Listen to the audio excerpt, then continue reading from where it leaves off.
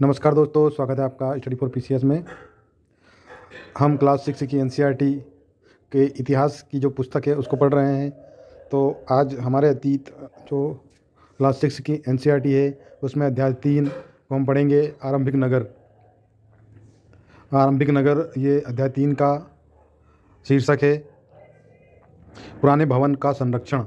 जसपाल और हरप्रीत अपने घर के पास की गली में क्रिकेट खेल रहे थे। उन्होंने देखा कि कुछ लोग अपने खंडर की तारीफ कर रहे हैं जिसे गली के बच्चे भूता घर कहा करते थे। एक ने कहा, इसकी वास्तुकला देखो, क्या आपने कहीं लकड़ी पर इतनी सुंदर नक्काशी देखी है? दूसरी महिला ने कहा, हमें मंत्री जी को पत्र लिख कहना चाहिए कि वह इस खूबसूरत घर को सुरक्षित रखने के लिए इसकी मरम्मत कराने की व्यवस्था करे। यह सुनकर जसपाल और हरप्रीत सोचने लगे कि इस पुराने खंडर से लोगों को इतना लगाव क्यों हो सकता है। हम बात करते हैं अब हड़प्पा की कहानी। दोस्तों, तो यहाँ से एक ने क्वेश्चन किसी भी एग्ज़ाम में बनना तय है, तो इसको आप अच्छे से नोट करते चले जो कि महत्वपूर्ण बिंदु हैं उनको। तो हड़प्पा की कहानी। अक्सर पुरानी इमारत अपनी कहानी बताती हैं। लगभग 150 साल पहले जब पंजाब में पहली बार रेलवे लाइनें बिछाई जा रही थी, तो इस काम में जुटे इंजीनियरों को अचानक हड़प्पा पूरा स्थल मिला, जो आधुनिक पाकिस्तान में है। पहला क्वेश्चन आपसे ये पूछा जा सकता है कि हड़प्पा जो पूरा स्थल है वर्तमान में कहाँ है। तो हड़प्पा आपको पता होना चाहिए, ये आधुनिक जो पाकिस्तान है वहाँ पे हड़प्पा वर्तमान में है। उन्होंने सोचा कि यह एक ऐसा खंडर है जहाँ अच्छी ईंटें मिलेगी।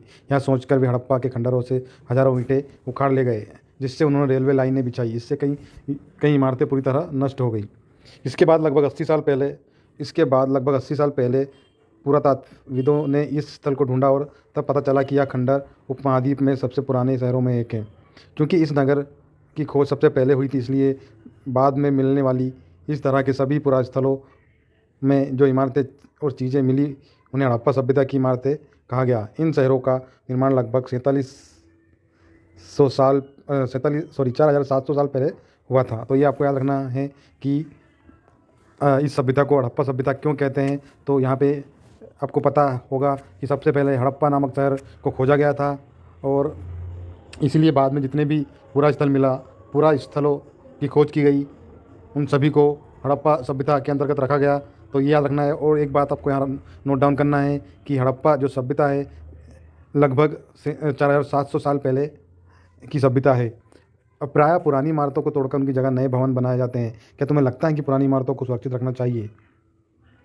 इन नगरों की विशेषता क्या थी? अब यहाँ पे 3 नंबर में क्वेश्चन बन जाएगा या फिर 6 नंबर में आपसे क्वेश्चन पूछा जा सकता है। एमपीपीएससी मेंस में या किसी भी स्टेट पीसीएस के मेंस में ये क्वेश्चन बनेगा कि हड़प्पा के नगरों की विशेषताएं क्या थी या हड़प्पा घाटी सभ्यता के नगरों की विशेषता क्या थी। तो ये आपको नोट डाउन करना है। इन्हीं नगरों में कई को 2 या उससे ज़्यादा हिस्सों में विभाजित किया गया था।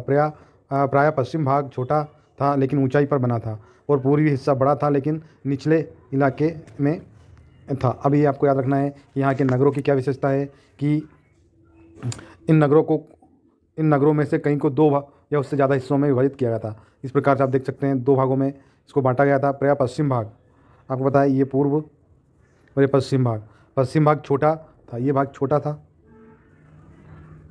लेकिन ये ऊंचाई पर बना था। ये आपको पता होना चाहिए कि ये भाग छोटा था लेकिन ये ऊंचाई पर बना था। तथा पूर्वी हिस्सा बड़ा था, ये बड़ा भाग था, ये वाला भाग बड़ा था लेकिन यह निचले इलाके में था। आप कल्पना कर सकते हैं इस प्रकार से बना होगा। तो ये पूर्वी भाग जो है ये निचले, यहाँ जो शहर बसे हैं ये पूर्वी भाग में है, ये निचले स्तर पर थे लेकिन ये बड़े थे। और पूर्वी भाग जो था ये इस प्रकार से यहाँ पे ऊंचाई पर ये घर बने हुए थे पश्चिम भाग में, और पूर्वी भाग में निचले हिस्से में घर बने हुए थे लेकिन ये बड़ा था। आप फॉर एग्जांपल आप देखेंगे कि किला जो बना होता है वो किस प्रकार से बना होता है। तो ऐसे इस प्रकार से ये नगर बसे हुए थे। यहाँ पे छोटे छोटे घर आप देख सकते हैं इस प्रकार से बने हुए थे। ये हिस्सा बड़ा था, ये हिस्सा छोटा था। तो ये यहाँ के नगरों की विशेषता थी।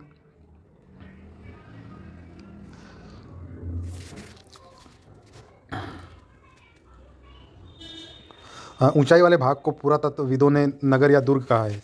तो आपको पता है नगर या दुर्ग जो होते हैं वो ऊंचाई पर बसे थे। ये इस प्रकार से यहाँ नगर या दुर्ग इनको कहा गया है, और निचले हिस्से को निचला नगर कहा गया है। दोनों हिस्सों की चार दीवारियाँ पक्की ईंटों से बनाई जाती थी। इसकी ईंटें इतनी अच्छी पक्की थी कि हज़ारों सालों बाद आज तक उनकी दीवारें खड़ी रही।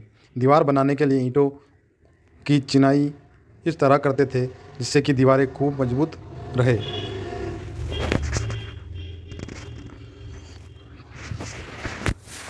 आप देख रहे होंगे चित्र में, जहाँ जहाँ से हड़प्पा सभ्यता मिली है वो स्थान ये इस मैप में दर्शाए गए हैं। तो आपको पता होना चाहिए कि ये हड़प्पा सभ्यता को दर्शाने के लिए पैमाना बनाया गया है जिसकी आकृति त्रिभुजाकार है।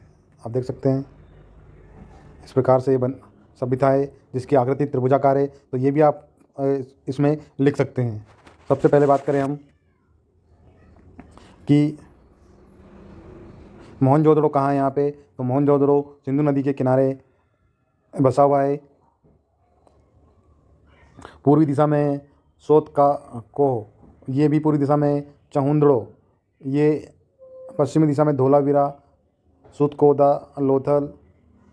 आप देख सकते हैं इस प्रकार से ये सब स्थान जो वर्तमान में गुजरात में पड़ते हैं। तो ये मैप आप देख सकते हैं इंडिया का इस प्रकार से मैप है। तो ये गुजरात वाला हिस्सा है। यहाँ पे लोथल, धोलावीरा, सुरकोतदा, चहुंदड़ो और मोहनजोदड़ो पाकिस्तान में सिंधु नदी के किनारे हैं। अब हम बात करते हैं आगे। तो ये हड़प्पा वर्तमान में पाकिस्तान में है। राखीगढ़ी और कालीबंगा ये वर्तमान में भारत के राजस्थान राज्य में पड़ते हैं। और गंगवेरीवाला, ये वाला भी आप देख सकते हैं क्षेत्र राजस्थान वाले क्षेत्र में पड़ेगा। तो ये चित्र आप बना लें और ये पता होना चाहिए, आपसे पूछ ले लोथल वर्तमान में कहाँ है, तो आपको पता होना चाहिए लोथल वर्तमान में गुजरात में है। धोलावीरा कहाँ है, गुजरात में है। सुरकोतदा कहाँ है, तो गुजरात में। चहुंदड़ो कहाँ है, तो गुजरात में। कोई पूछे राखीगढ़ी कहाँ है, तो आपको पता होना चाहिए इसकी लोकेशन। कालीबंगा कहाँ है, इसकी लोकेशन भी आपको पता होना चाहिए। ये नगर आधुनिक पाकिस्तान के पंजाब और सिंधु प्रांतों, भारत के गुजरात, राजस्थान, हरियाणा और पंजाब प्रांतों में मिले हैं। इन सभी स्थलों से पुरातात्विदों को अनोखी वस्तुएं मिली, जैसे मिट्टी के लाल बर्तन जिन पर काले रंग के चित्र बने हैं, पत्थर के बाट, मुहरे, मनके, तांबे के उपकरण तथा पत्थर से लंबे ब्लेड आदि। कुछ नगरों के नगर दुर्ग में कुछ खास इमारतें बनाई गई हैं। मिसाल के तौर पर मोहनजोदड़ो में खास तालाब बनाया गया है जिसे पुरातत्वविदों ने महान स्नानागार कहा है। अब आपका एक क्वेश्चन प्री के पॉइंट ऑफ व्यू से यहाँ बन जाता है कि जो महान स्नानागार है वो कहाँ पे है, ये आपको पता होना चाहिए। ये मोहनजोदड़ो में एक तालाब बनाया गया था जिसको पुरातत्वविदों ने महान स्नानागार कहा है। मोहनजोदड़ो की लोकेशन भी आपको पता होना चाहिए। इस तालाब को बनाने में ईंटें और प्लास्टर का इस्तेमाल किया गया था। आप सोच सकते हैं उस समय प्लास्टर का इस्तेमाल होता था। इसको बनाने के लिए ईंटों का इस्तेमाल भी किया गया था। और इसमें पानी का रिसाव रोकने के लिए प्लास्टर के ऊपर चारकोल की परत चढ़ाई गई थी। इस सरोवर में दो तरफ से उतरने के लिए सीढ़ियाँ बनाई गई थी और चारों ओर कमरे बनाए गए थे। इसमें भरने के लिए पानी कुएं से निकाला जाता था। उपयोग के बाद इसे खाली कर दिया जाता था। शायद यही विशिष्ट नागरिक विशेष अवसरों पर स्नान किया करते थे। तो इसके बारे में अगर आपसे पूछ ले कि महान स्नानागार के बारे में आप लिखें, तो आप लिख सकते हैं कि इस तालाब को बनाने के लिए ईंट और प्लास्टर का प्रयोग किया गया था। इसमें पानी का रिसाव रोकने के लिए प्लास्टर के ऊपर चारकोल की परत चढ़ाई गई थी। साथ ही सरोवर के दो तरफ उतरने के लिए सीढ़ियाँ बनाई गई थी और चारों तरफ इसके कमरे बनाए गए थे। आप इसका चित्र बना सकते हैं। इसमें भरने के लिए पानी कुओं से निकाला जाता था। उपयोग के बाद इसे खाली कर दिया जाता था। शायद यहाँ विशिष्ट नागरिक विशेष अवसरों पर स्नान करते थे। आप देख सकते हैं ये इस प्रकार का इसका स्ट्रक्चर है।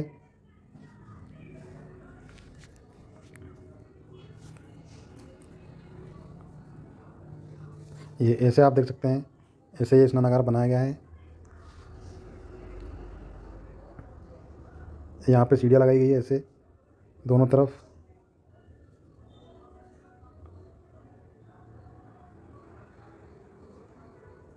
और यहाँ पे इसके आसपास घर बनाए गए हैं ऐसे।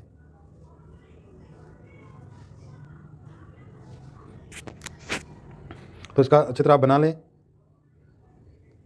ये देख सकते हैं इसमें क्या क्या इस प्रकार से दोनों तरफ उतरने के लिए सीढ़ियाँ लगाई गई है। ये सीढ़ियाँ लगाई गई है और इसके आसपास चारों तरफ छोटे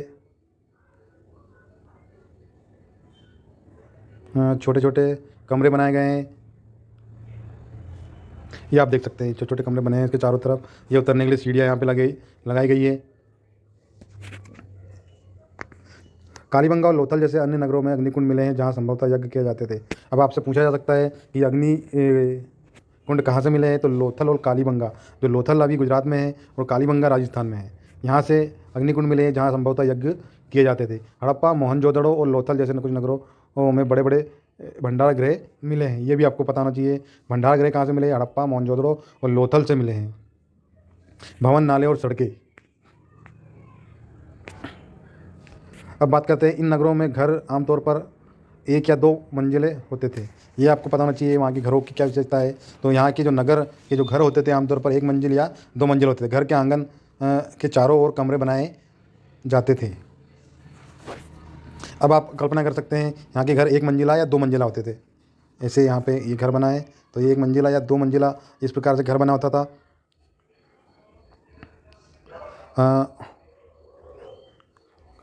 फॉर एग्जाम्पल, ये घर का आंगन है, इसके चारों ओर कमरे बनाए जाते थे। ऐसे इस प्रकार से आप बना सकते हैं। मैं आपको अच्छे से बता देता हूँ।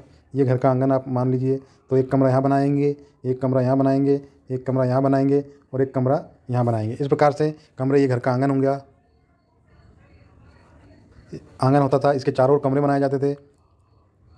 अधिकांश घरों में एक अलग स्नानागार होता था। यहाँ पे साथ में आप सोच सकते हो उस समय नहाने के लिए बाथरूम जो वर्तमान में है, वैसे पहले यहाँ पे एक अलग से स्नानागार बनाया जाता था। और कुछ घरों में कुएँ भी होते थे, साथ ही यहीं आंगन में ही कुआँ भी होता था। ये भी आपको पता होना चाहिए। कई नगरों में ढके हुए नाले थे। अब ये आप सोच सकते हैं आजकल की नालियाँ जो निकाली जाती है, ये इनको ढक दिया जाता था ऊपर से, जैसे वर्तमान में किया जाता है। इन्हें सावधानी से सीधी लाइन में बनाया जाता था। इस प्रकार से इनको सीधी लाइन में बनाया जाता था। हर नाली में हल्की ढलान होती थी।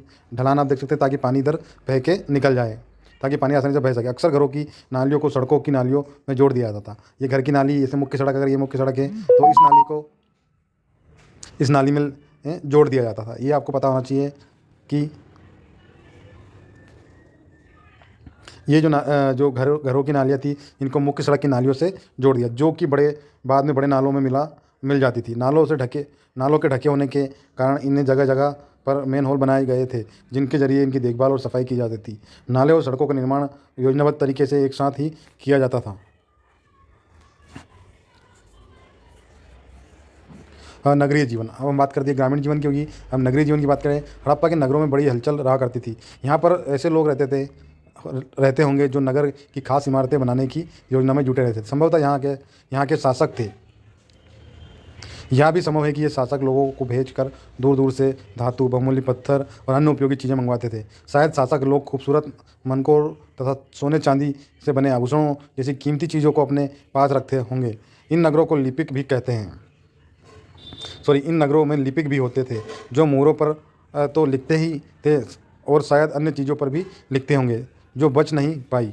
इसके अलावा नगरों में शिल्पकार, स्त्री, पुरुष भी रहते थे, जो कि अपने घरों या किसी उद्योग स्थल पर तरह तरह की चीज़ें बनाते होंगे। लोग लंबी यात्राएं भी करते थे और वहाँ से उपयोगी वस्तुएं लाते थे, और साथ ही लाते थे सुदूर देशों की किस्से, कहानियाँ। मिट्टी से बने कई खिलौने भी मिले हैं जिनसे बच्चे खेलते थे।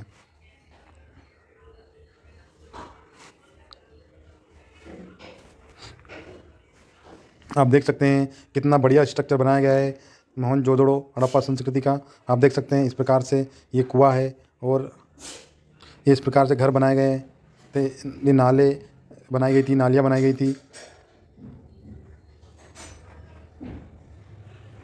देख सकते हैं आप, ये मोहनजोदड़ो की एक सड़क, उसमें बना नाला। इस प्रकार से सड़क बनाई है और उसमें बना एक नाला, आप देख सकते हैं।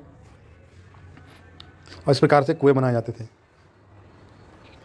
और ये हड़प्पा की मोहरें इस प्रकार की होती थी। इस मोहर में ऊपर चिन्ह एक खास लिपि हैं। उपमहाद्वीप में पाए गए लेखन यह प्राचीनतम उदाहरण है। विद्वानों ने इसे पढ़ने की कोशिश की, लेकिन अभी तक नहीं पता चल पाया है कि इसका अर्थ क्या है। दाईं ओर नीचे पक्की मिट्टी के खिलौने हैं।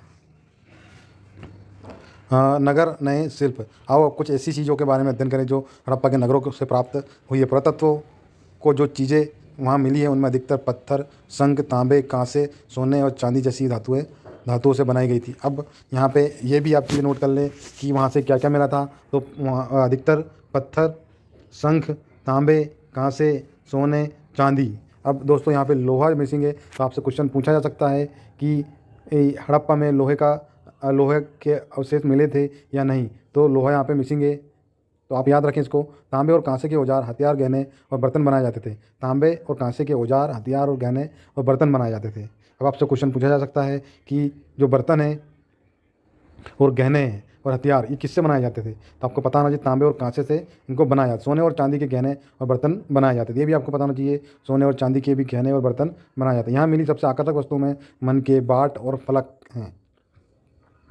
ऊपर के बाट देखो कितने ध्यान से और उपयुक्त तरीके से इन बाटों को बनाए गए हैं। इन्हें चर्ट पत्थर से बनाया गया है। इन्हें शायद बहुमूल्य पत्थर और धातुओं को तोलने के लिए बनाया गया होगा। मध्य में बाएं मनके हैं, इनमें कई कार्निलियन पत्थरों से बनाए गए हैं। पत्थरों को काट और तराश कर मनके बनाए गए हैं। इनके बीच छेद किए गए हैं ताकि धागा डालकर माला बनाई जा सके। मध्य में दाएं पत्थर के धारदार फलक, नीचे कढ़ाई वस्त्र। एक महत्वपूर्ण व्यक्ति की पत्थर में बनी मूर्ति जो मोहनजोदड़ो से मिली है, इसमें कई कढ़ाईदार वस्त्र पहने दिखाया गया है, ये भी आपको पता नहीं है। हड़प्पा सभ्यता के लोग पत्थर की मोहरें बनाते थे। इन आयताकार मोहरों पर सामान्यतः जानवरों के चित्र मिलते थे। हड़प्पा सभ्यता के लोग काले रंग के से डिजाइन किए हुए खूबसूरत लाल मिट्टी के बर्तन बनाते हैं। देखो पृष्ठ 6। क्या वे पत्थर के बाट बनाते थे। संभवतः 7000 साल पहले मेहरगढ़ के में कपास की खेती होती थी। अब कपास की खेती कहाँ होती थी, ये क्वेश्चन आपसे पूछा जा सकता है। तो मेहरगढ़ आप याद रखें। मोहनजोदड़ो से कपड़ों के टुकड़ों के अवशेष, चांदी के एक फूलदान के ढक्कन तथा अन्य कुछ तांबे की वस्तुओं चिपके हुए मिले हैं। पक्की मिट्टी तथा फेयंस से बनी तकलिया सूत कताई का संकेत देती है। आप देख सकते हैं इस प्रकार से ये एक मूर्ति है। इनमें से अधिकांश वस्तुओं का निर्माण विशेषज्ञों ने किया था। विशेषज्ञ उसे कहते हैं जो किसी खास चीज़ बनाने के लिए खास प्रशिक्षण लेता है, जैसे पत्थर तराशना, मनके चमकाना या फिर मोहरों पर पच्चीकारी करना आदि। पृष्ठ 28 में चित्रों में देखिए मूर्ति का चेहरा कितने आकर्षक ढंग से बनाया है और उसकी दाढ़ी कितनी अच्छी दर्शाई गई है। यह किसी विशेषज्ञ मूर्तिकार का ही काम हो सकता है। हर व्यक्ति विशेषज्ञ नहीं हो सकता। हमें यह पता नहीं है कि क्या सिर्फ पुरुष ही ऐसे कामों में प्रशिक्षण हासिल करते थे या फिर केवल महिलाएं ही। शायद कुछ महिलाएं और पुरुष दोनों ही इस काम में दक्ष थे। फेयंस, पत्थर और शंख प्राकृतिक तौर पर पाए जाते हैं, लेकिन फेयंस को कृत्रिम रूप से तैयार किया जाता है। बालू या स्फटिक पत्थरों के चूर्ण को गोंद में मिलाकर उनसे वस्तुएं बनाई जाती है। उसके बाद उन वस्तुओं पर एक चिकनी परत चढ़ाई जाती है। इस चिकनी परत के रंग प्रायः नीले या हल्के समुद्री हरे होते हैं। फेयंस से मनके, चूड़ियाँ, बाले और छोटे बर्तन बनाए जाते थे। अब आपसे अगर कोई पूछे फेयंस क्या है, तो पत्थर और शंख प्राकृतिक तौर पर पाए जाते हैं, लेकिन फेयंस को कृत्रिम रूप से तैयार किया जाता। बालू या स्फटिक पत्थरों के चूर्ण को गोंद में मिलाकर उनमें वस्तुएं बनाई जाती थी। मतलब क्या होता था कि आप बालू और स्फटिक पत्थर के चूर्ण को गोंद में मिलाकर उनसे वस्तुएं बनाई जाती थी, उसी को फेयंस कहा गया है। फिर इसके बाद उन वस्तुओं पर एक चिकनी परत चढ़ाई जाती थी, जिन चिकनी परत में रंग प्रायः नीले और हल्के समुद्री होते थे। कच्चे माल की खोज।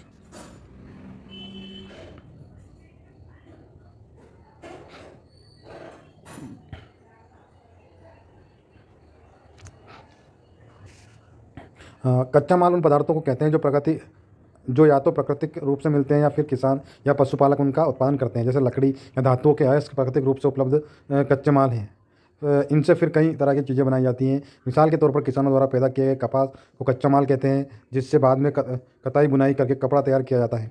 हड़प्पा के लोगों को कई चीज़ें वहीं मिलती थी, लेकिन तांबा, लोहा, सोना, चांदी और बहुमूल्य पत्थरों जैसे पदार्थों का वे दूर दूर से आयात करते थे। अब यहाँ पे क्वेश्चन ये बन जाएगा कि जो हड़प्पा के लोग हैं वो किन किन चीज़ों का आयात करते थे। तो हड़प्पा के लोगों को कई चीज़ें वहीं मिलती थी, लेकिन तांबा, लोहा, सोना, चांदी और बहुमूल्य पत्थरों जैसे पदार्थों का वे दूर दूर से आयात करते थे। हड़प्पा के लोग तांबे का आयात संभवतः आज के राजस्थान से करते थे। ये आपको पता होना चाहिए कि हड़प्पा के लोग तांबे का आयात कहाँ से करते थे।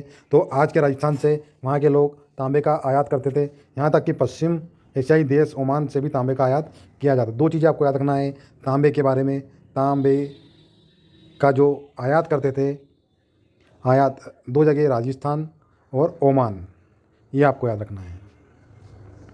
आप इसको रट लीजिए या घोट के पी जाइए, आपको डेफिनेटली यहाँ से क्वेश्चन बनेगा कि तांबे का जो आयात होता था वो कहाँ से होता था, हड़प्पा के लोग कहाँ से तांबे को मंगवाते थे। तो आपको पता होना चाहिए ओमान और वर्तमान के राजस्थान से वो तांबे का आयात करते थे। कांसा बनाने के लिए तांबे के साथ मिलाई गई जाने वाली धातु टिन का आयात आधुनिक ईरान और अफगानिस्तान से किया जाता था। अब टिन की अगर आपसे पूछे टिन का आयात कहाँ से किया जाता था, तो ईरान का याद रखें आप। ईरान, ईरान छोटी की मात्रा आप ये टिन की मात्रा से याद रख सकते हैं आप। ये भी ई है और ये भी ई की मात्रा है। तो ईरान से जो है वो टिन का आयात करते थे। और ईरान और अफ़गानिस्तान, इसमें भी एक मात्रा आ रही है छोटी की, तो आप याद रखें कि टिन का जो आयात ईरान और अफ़गानिस्तान से किया जाता था। और तांबे का जो आयात है वो राजस्थान और ओमान से किया जाता था। ये आपको आप नोट कर लें इन सब चीज़ों को। और सोने का आयात आधुनिक कर्नाटक से किया जाता था। बहुमूल्य पत्थर का आयात गुजरात, ईरान और अफ़गानिस्तान से किया जाता था। अब आज भी आपको पता है, आज भी पता है आपको कि आज भी जो बहुमूल्य पत्थर है गुजरात में उसकी खदानें पाई जाती है। और ईरान और अफ़गानिस्तान से भी बहुमूल्य पत्थरों को मंगाया जाता था। ये चीज़ें आपको नोट कर लेना है। नगरों में रहने वाले नगरों में रहने वालों के लिए भोजन, लोग नगरों के अलावा गांव में भी रहते थे, वे अनाज उगाते थे और जानवर पालते थे। किसान और चरवाहे ही शहरों में रहने वाले शासकों, लेखकों और दस्तकारों को खाने के सामान देते थे। पौधों के अवशेषों से पता चलता है कि हड़प्पा के लोग गेहूँ, जौ, दाल, मटर, धान, तिल और सरसों उगाते थे। ये फसलें आप याद कर लें कि हड़प्पा के लोग कौन कौन सी फसलें उगाते थे। तो गेहूँ जैसे कि हम उगाते थे, आज उगाते हैं, तो वो भी गेहूँ उगाते थे। जो हम आज उगाते हैं वो भी जो उगाते थे। दालें, मटर, धान, तिल, ये चीज़ें, सरसों, इतनी सारी चीज़ें वो लोग उगाते थे। तो गेहूँ, जौ, दाल, मटर, धान, तिल और सरसों, चीज़ों को एक जगह से दूसरी जगह कैसे ले जाया जाता था। इस चित्र को देखो, एक खिलौना है और दूसरी तरफ एक मोर है। आप देख सकते हैं ये गाड़ी का खिलौना है। क्या तुम बता सकते हो कि हड़प्पा के लोग यातायात के लिए किन साधनों का प्रयोग करते थे? पिछले अध्यायों में तुमको पहले पहिए वाले वाहनों की जानकारी दी है। बच्चों का खिलौना हल। आज हल चलाने वाले ज़्यादातर किसान पुरुष होते हैं। हमें ज्ञात नहीं है कि क्या हड़प्पा में भी यही प्रथा थी। ज़मीन की जुताई के लिए हल का प्रयोग एक नई बात थी। हड़प्पा काल के हल तो नहीं बच पाए क्योंकि वे प्रायः लकड़ी के बनाए जाते थे, लेकिन हल के आकार के खिलौने मिले हैं। इस क्षेत्र में बारिश कम होती थी, इसलिए सिंचाई के लिए लोगों को कुछ नए तरीके अपनाए होंगे। संभवतः पानी का संचय किया जाता होगा, ज़रूरत पड़ने पर उसके फसलों में सिंचाई की जाती होगी। हड़प्पा के लोग गाय, भैंस, भेड़, बकरियां पालते थे। अब ये भी आपको नोट कर लेना है कि हड़प्पा के लोग गाय पालते थे, भैंस पालते थे, भेड़ पालते थे और बकरियां पालते थे। बस्तियों के आसपास तालाब और चारागाह होते थे, लेकिन सूखे महीनों में मवेशियों के झुंडों को चारा पानी की तलाश में दूर तक ले जाता था। वे बेर जैसे फलों को इकट्ठा करते थे, मछलियाँ पकड़ते थे और हिरण जैसे जानवरों का शिकार भी करते थे। गुजरात में हड़प्पाकालीन नगर का सूक्ष्म निरीक्षण हम करते हैं। कच्छ के इलाके में खदीर बेत के किनारे धोलावीरा नगर बसा था। अब धोलावीरा का अगर आपसे पूछे कहाँ बसा था, तो ये गुजरात के कच्छ इलाके में खदीर बेत के किनारे धोलावीरा नगर बसा था। वहाँ साफ पानी मिलता था और ज़मीन उपजाऊ थी। जहाँ हड़प्पा के कई नगर दो भागों में विभक्त थे, वहीं धोलावीरा के नगर तीन भागों में बांटा गया था। इसके हर हिस्से में चारों ओर पत्थर की ऊंची ऊंची दीवारें बनाई गई थी। इसके अंदर जाने के लिए बड़े बड़े प्रवेश द्वार थे। इस नगर में एक खुला मैदान भी था जहाँ सार्वजनिक कार्यक्रम आयोजित किए जाते थे। यहाँ मिले कुछ अवशेषों में हड़प्पा लिपि के बड़े बड़े अक्षरों को पत्थरों पर खुदा पाया गया है। इन अभिलेखों को संभवतः लकड़ी से जड़ा गया था। एक अनोखा अवशेष है क्योंकि आमतौर पर हड़प्पा के लेख मोहर जैसी छोटी वस्तुओं पर पाए जाते हैं। गुजरात की खंबात की खाड़ी में मिलने वाली साबरमती की एक उपनदी के किनारे बसा लोथल ऐसे स्थानों पर बसा था जहाँ कीमती पत्थर जैसे कच्चा माल आसानी से मिल जाता था। अब लोथल, अगर आपसे पूछे लोथल कहाँ है, तो लोथल जो है ये भी गुजरात में है। खंबात की खाड़ी में मिलने वाली साबरमती नदी की एक उपनदी के किनारे बसा था लोथल, जहाँ पर कीमती पत्थर जैसे कच्चे माल मिल जाते थे। यह पत्थरों, शंखों, धातुओं से बनाई गई चीज़ों का एक महत्वपूर्ण केंद्र था। इस नगर के में एक भंडार गृह भी था। इस भंडार गृह में कई मोहरें और मुद्रांकन या मोहरबंदी गीली मिट्टी पर दबाने से बनाई गई छाप मिले हैं। यहाँ पर एक इमारत मिली है जहाँ संभवतः मनके बनाने का काम होता था। अगर आपसे पूछे मनके बनाने का काम कहाँ होता था, तो लोथल में होता था। पत्थर के टुकड़े, अध बने मनके बनाने के वाले उपकरण और तैयार मनके भी यहाँ से मिले हैं। यह बड़ा तालाब लोथल का बंदरगाह रहा होगा, जहाँ समुद्र के रास्ते आने वाली नावें रुकती थी। संभवतः यहाँ पर माल चढ़ाया और उतारा जाता था। अब बात करते हैं मुद्रा, मोहर और मुद्रांकन या मोहरबंदी।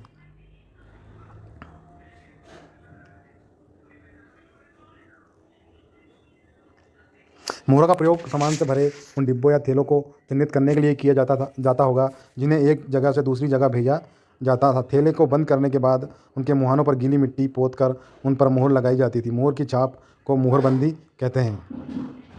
अगर यह छाप टूटी हुई होती तो यह साबित हो जाता कि सामान के साथ छेड़छाड़ नहीं हुई है। अगर यह छाप टूटी हुई नहीं होती तो यह साबित हो जाता था कि सामान के साथ छेड़छाड़ नहीं हुई है। सभ्यता के अंत का रहस्य।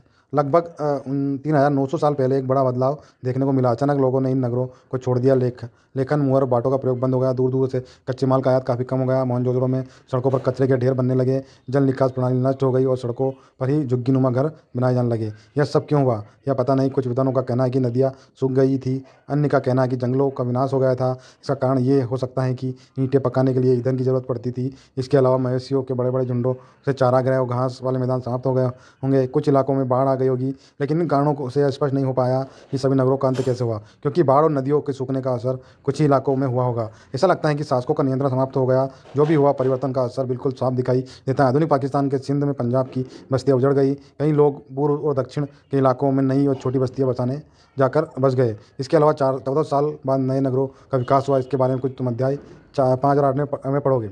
आपने एटलस में मिस्र ढूंढो। नील नदी के आसपास वाले इलाकों को छोड़कर मिस्र का अधिकांश भाग रेगिस्तान है। लगभग 5000 साल पहले मिस्र के शासन करने वाले राजाओं ने सोना, चांदी, हाथीदांत, लकड़ी और हीरे जवाहरात लाने के लिए अपनी सेनाएं दूर दूर तक भेजी। इन्होंने बड़े बड़े मकबरे बनवाए जिन्हें पिरामिड के नाम से जान। राजाओं के मरने के बाद उन शवों को इन्हीं पिरामिडों में दफनाकर सुरक्षित रखा जाता था। इन शवों को मम्मी कहा जाता है। उनके शवों के साथ और भी अनेक चीज़ें दफनाई जाती थी। इनमें खाद्यान्न, पेय, वस्त्र, गहने, बर्तन, वाद्य यंत्र, हथियार, जानवर शामिल हैं। कभी कभी शव के साथ उनके सेवक और सेविकाओं को भी दफनाया दिया जाता था। दुनिया के इतिहास में शवों को दफनाने की परंपरा को देखते हुए मिस्र में सबसे ज़्यादा धन दौलत खर्च किया जाता था।